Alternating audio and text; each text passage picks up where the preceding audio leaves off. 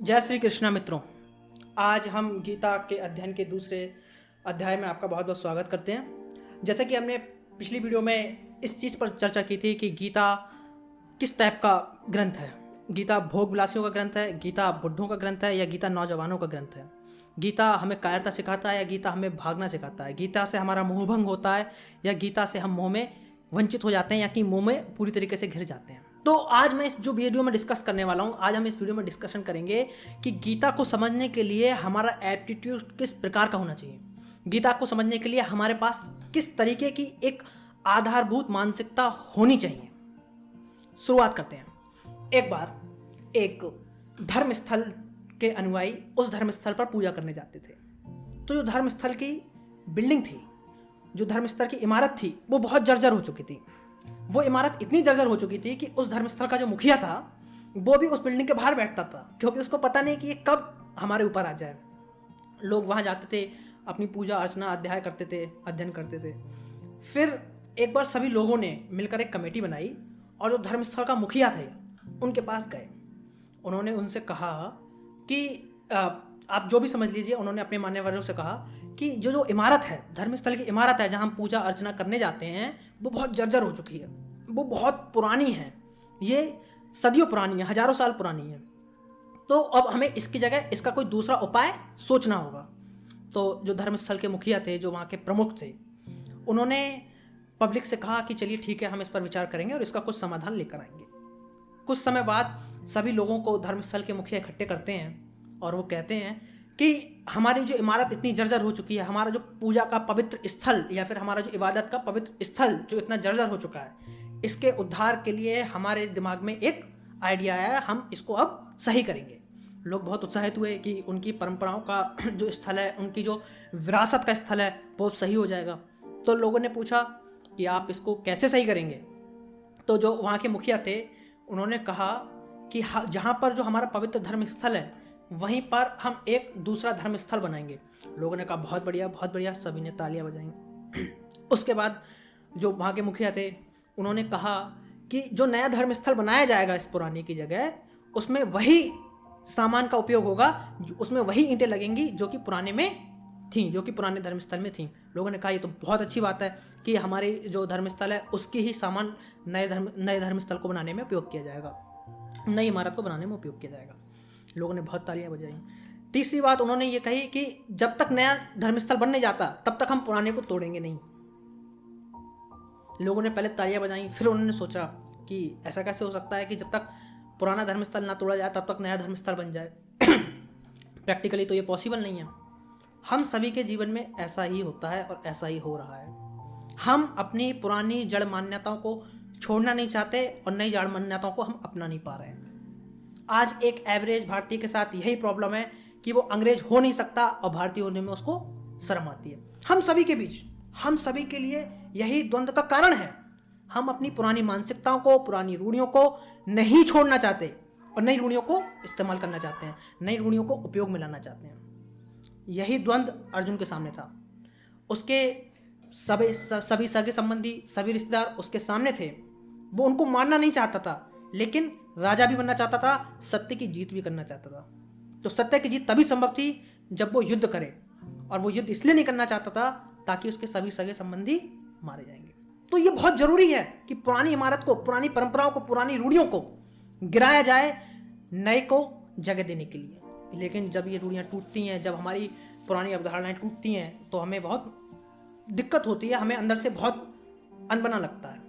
तो गीता को समझने के लिए सबसे पहले आपको अपनी पुरानी मान्यताओं, अपनी पुरानी रूढ़ियों को त्यागना होगा, तभी आप गीता को सही तरीके से, सही स्तर से समझ सकते हैं। एक बहुत फेमस लाइन है कि आप ज्ञानी को समझा सकते हैं, अज्ञानी को समझा सकते हैं, पर आप अर्धज्ञानी को नहीं समझा सकते, क्योंकि वो इस भ्रम में होता है कि उसे सब पता है। सोते हुए को जगाना मुश्किल है, लेकिन जो व्यक्ति सोने की एक्टिंग कर रहा हो उसको जगाना नामुमकिन है। जो व्यक्ति अज्ञानी है, जो व्यक्ति अनपढ़ है, उसको एक सही बात समझाई जा सकती है, लेकिन जो व्यक्ति ज्ञानी है और पाखंड कर रहा है उसको ये बात बिल्कुल नहीं समझाई जा सकती। हमारे देश में ऐसे लाखों बाबाएं हैं जो भविष्यवाणियां करते हैं। नाना पाटेकर की मुझे एक बात याद आती है। उन्होंने कहा था कि हमारे देश में लोग आविष्कार से ज़्यादा चमत्कार पर विश्वास करते हैं, और गीता चमत्कार की बात नहीं करता। गीता किसी भी प्रकार की चमत्कार की बात नहीं करता है। गीता बिल्कुल धरातल से बात करती है। अर्जुन को जो जब कृष्ण लेकर आते हैं अपने स्तर पर, तो वो एकदम शून्य से लेकर आते हैं। ऐसा नहीं है कि अर्जुन पहले से बहुत ज्ञानी थे, नहीं।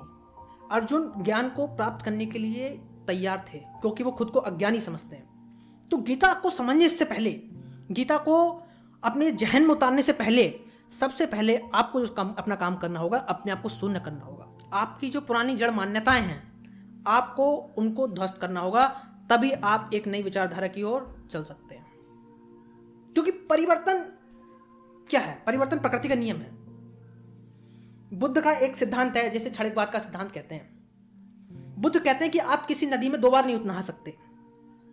जिसका आप नदी में उतरे, तो जब आप नदी में उतर रहे थे तब नदी के अणु और थे, और नदी एक बहती हुई चीज है। जब दूसरी बार उतरेंगे तो आप दूसरी नदी में उतरेंगे, यानी दूसरे जल के अणुओं के साथ उतरेंगे। तो बुद्ध का जो नियम है, क्षणिकवाद का नियम, वो यही कहता है कि जीवन हर समय हर क्षण में परिवर्तित हो रहा है। मैं जब यहां से बोलना शुरू किया था, अब जब यहां से बोलने से मैं उठूंगा, वो एक अलग व्यक्ति होगा। जब जो बोलने बैठा था वो एक अलग व्यक्ति था, और जो उठेगा वो एक अलग व्यक्ति होगा।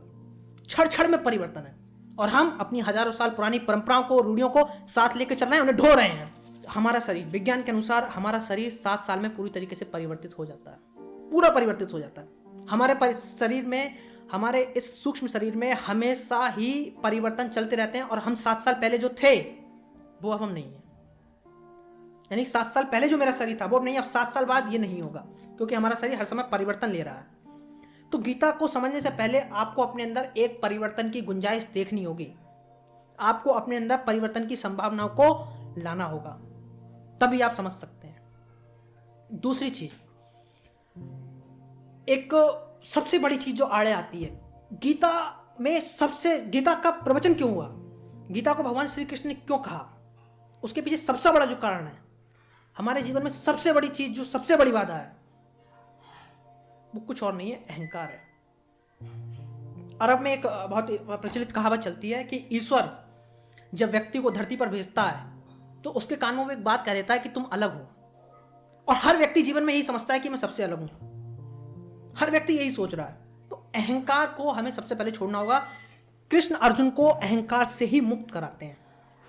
अब एक अहंकार तो उस लेवल का होता है जो आप लोग सोचते हैं कि ईगोस्टिक चीज को आप अहंकार समझते हैं कि ये मेरा है, ये मेरा शरीर है, मैं बहुत सुंदर हूँ, मेरे पास बहुत पैसा है, मेरे पास बहुत पावर है, मेरा सिस्टम है, ऐसा लोग सोचते हैं। वो तो एक अहंकार है ही। वो तो जो मनुष्य के रूप में जो जानवर हैं उन लोगों का अहंकार है। एक मनुष्यों का अहंकार होता है, एक धर्मात्माओं का अहंकार होता है, एक ज्ञानियों का अहंकार होता है।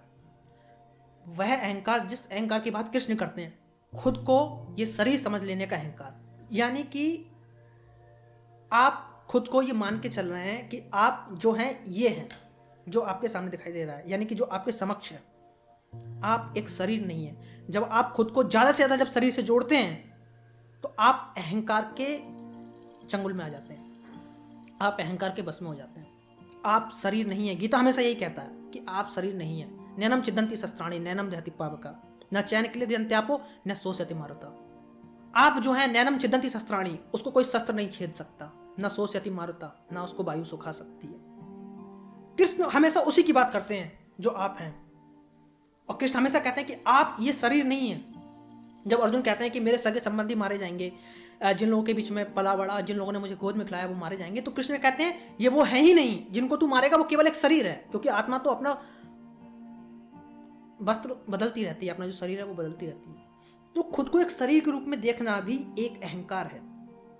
बहुत से लोग मेकअप करते हैं, हजारों घंटे अपने शीशे के सामने गुजार देते हैं अपने जीवन के, क्योंकि वो ये मान के अपने आप को खुद को सजाते हैं, संवारते हैं, क्योंकि वो मान के चलते हैं कि वो जो है वो यही है, जो शरीर है उनके सामने वो यही है। ये अहंकार सबसे बड़ा रोधक है। यह अहंकार सबसे बड़ा रोड़ा है आपके मार्ग में, आपको उस उच्चतम स्तर तक पहुंचाने के लिए। जो व्यक्ति अपनी दौलत पर, अपने शरीर पर या अपनी अन्य चीजों पर घमंड करते हैं, वो तो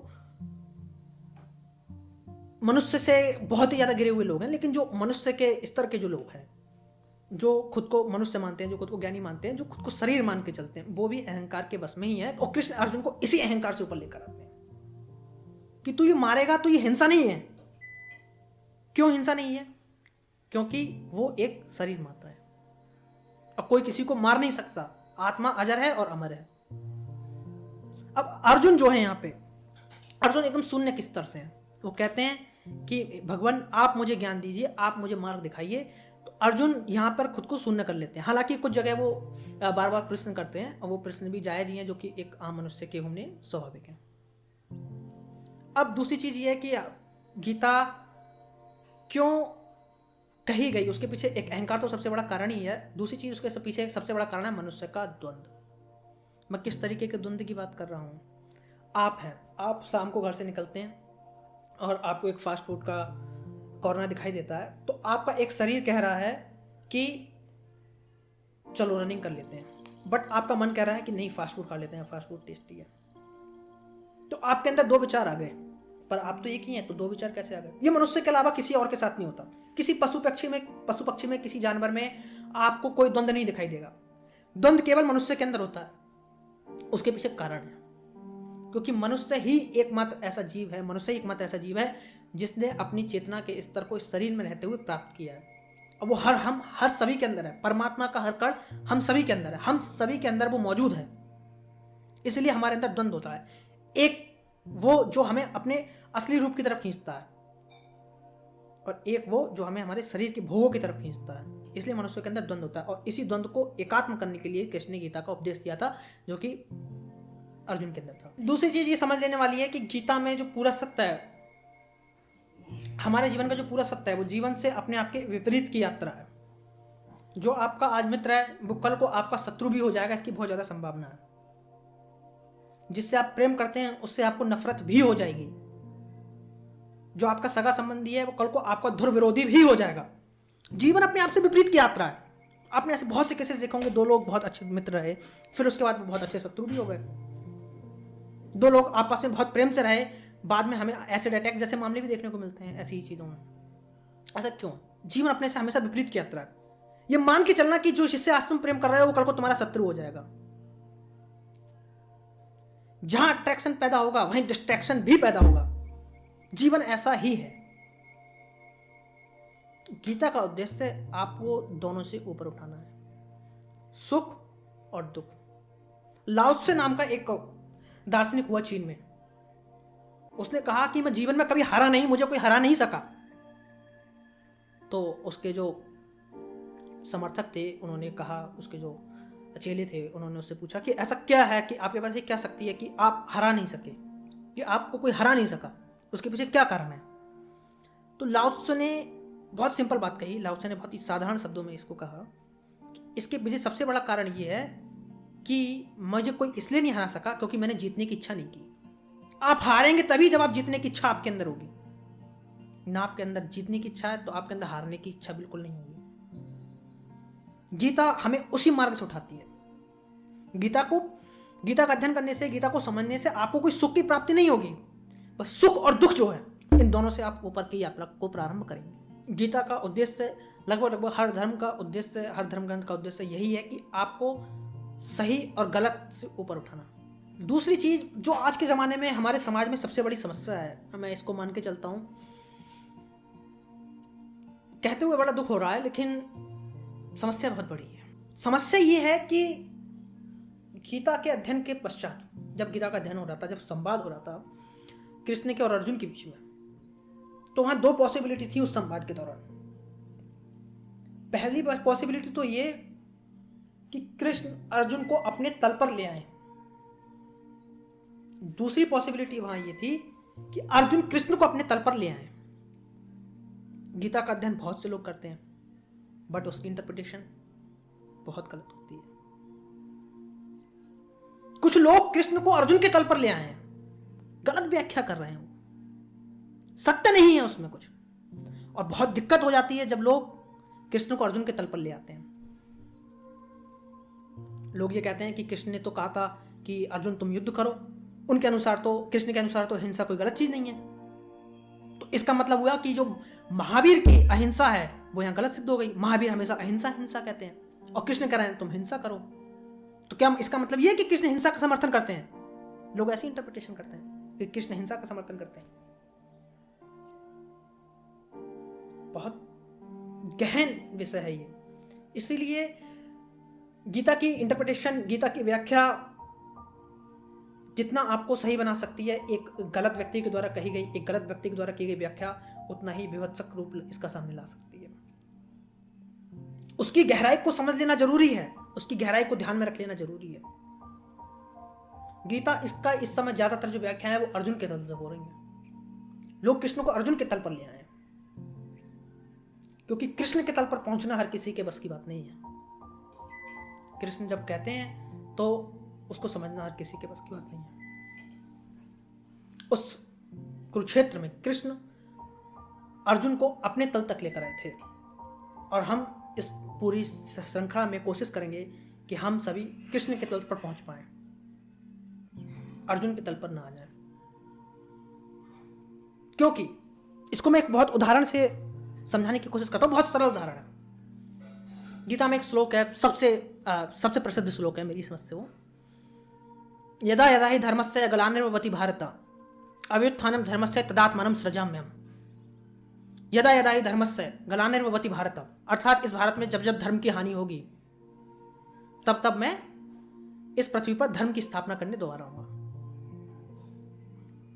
अवतारवाद को ये समर्थन करता है, लोगों के अनुसार अवतारवाद का समर्थन करता है।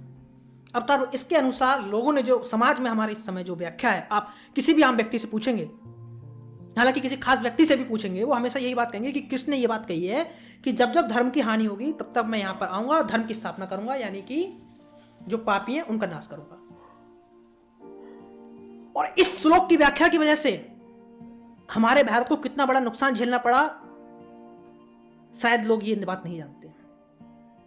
भारतीयों के जनमानस में ये बात बैठ गई कि कृष्ण अवतार लेकर आएंगे और पापियों का नाश करेंगे। 500 साल मुगलों ने खाल खींची, कोई अवतार नहीं हुआ। 200 साल अंग्रेजों ने हमारी संपत्ति को लूटा, हमें गुलाम बनाया। लोगों के मन में ये बैठा हुआ है कि अभी पाप बढ़ रहा है, थोड़ा और बढ़ेगा, थोड़ा और बढ़ेगा, कृष्ण अवतार लेकर आएंगे। कोई अवतार नहीं हुआ, क्योंकि अवतारवाद की जो धारणा है वो गलत है। इसकी जो व्याख्या की गई वही गलत की गई है। कोई अवतार क्यों नहीं हुआ अभी तक? पानीपत के युद्ध में मराठाओं की 1 लाख लोग, 1 लाख श्रद्धालुओं को काट दिया गया, मार दिया गया। बंदा बहादुर की खाल खींच दी गई दिल्ली में। कोई अवतार क्यों नहीं हुआ? सोचने वाली बात है। लोगों ने तो यही कहा, लोगों ने तो गीता की व्याख्या इसी तरीके से की कि जब अधर्म बढ़ेगा तो कृष्ण अवतार लेकर आएंगे। और अगर हम यही सोचते रहे,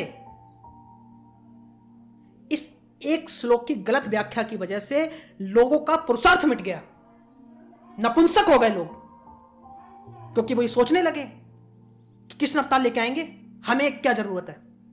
अरे भाई हम तो नीच हैं, कृष्ण अवतार लेकर आएंगे, उनका अवतार होगा इन पापियों का नाश करने के लिए। और जब आपको सहारा दिख जाता है, आपका पुरुषार्थ खत्म हो जाता है।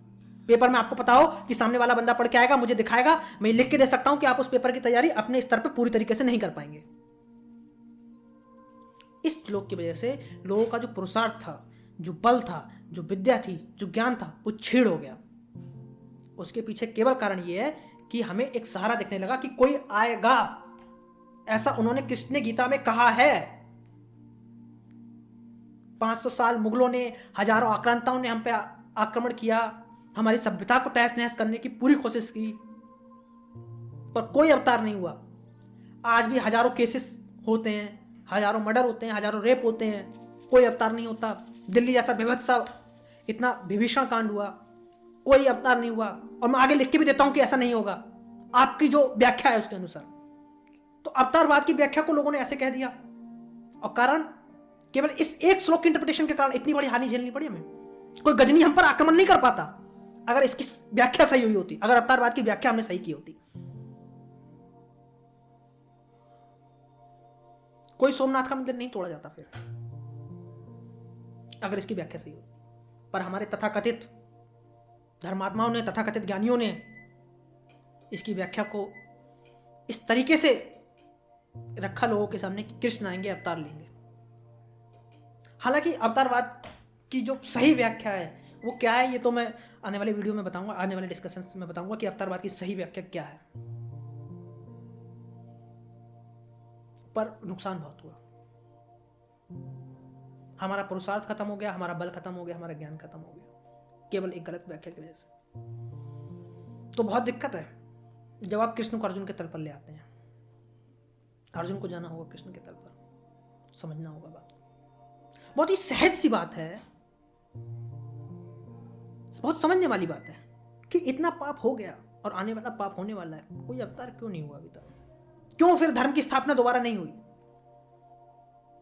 भाई कृष्ण तो कह के गए ना, यदा यदा ही धर्मस्य ग्लानिर्भवति भारत अभ्युत्थानम धर्मस्य तदात्मानं सृजाम्यहम्, मैं पैदा होता हूँ, मैं जन्म लेता हूँ, मैं अवतार लेता हूँ। केवल एक श्लोक की वजह से हमारी मानसिकता एकदम गुलाम हो गई, पराधीन हो गई हमारी मानसिकता, गलत व्याख्या की केवल एक। और 700 श्लोक हैं, हमारा प्रमुख धर्म ग्रंथ है। तथा कथित धर्मवादियों से आप पूछना कि तुम में से कितनों को गीता की सही व्याख्या आती है। गीता को कंठस्थ कर लेना अलग बात है। 700 श्लोक है, आप 700 श्लोकों को याद कर लें तो आप एक तोते से ज्यादा कुछ नहीं हो जाएंगे। उसका मर्म आपको पता है या नहीं पता है, ये चीज ज्यादा मायने रखती है। भाई किसी चीज को याद कर लेने से क्या मतलब है? इसका मतलब आप तोते हो। इस कंप्यूटर में मुझे 1000 बार गीता मिल जाएंगी, भाई वो तो आपको कहीं भी मिल जाएगा ना। आपको इसका मर्म आता है कि नहीं, ये चीज मैटर करती है, ये चीज मायने रखती है। तो हम यहाँ पर गीता के मर्म की बात करेंगे। आपको गीता का कोई श्लोक याद नहीं है, इससे कोई मतलब नहीं है। आपको गीता का मर्म पता है या नहीं पता है, ये चीज सबसे ज्यादा मायने रखती है। गीता हमारे पुरुषार्थ को छीड़ नहीं करती है, अगर उसकी सही व्याख्या की जाए तो हमारे पुरुषार्थ को बलवान बताती है। और गीता भागने वालों के खिलाफ है, गीता लड़ने वालों के समर्थन में है।